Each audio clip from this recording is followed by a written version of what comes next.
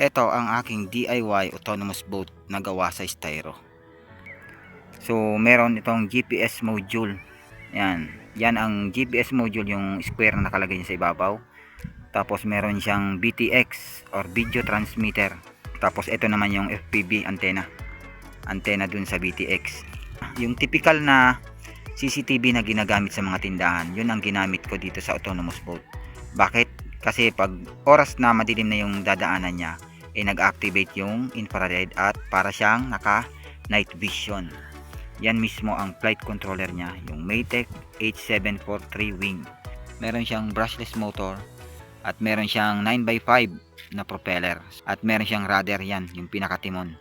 At ang battery niya naman Lipolymer 4S 4350 mAh.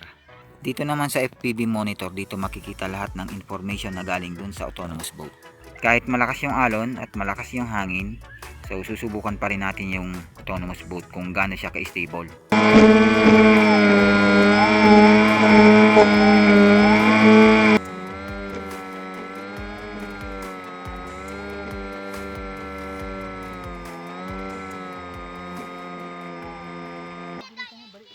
Sa ngayon, sinubukan ko naman gumawa ng waypoint mission. So, yung nagbi-blink na yan yung autonomous boat natin. Naka-auto mode siya ngayon, ibig sabihin yung waypoint mission na ginawa ko, yun ang dadaanan niya ngayon. Kahit malakas yung hangin, tutuloy pa rin natin yung waypoint mission para malaman natin kung good yung pagkaka-program natin sa autonomous boat. Sa ngayon, nasa 230 meters na yung distansya ng autonomous boat galing dito sa pwesto natin. Dito naman sa FPV monitor, dito makikita yung details.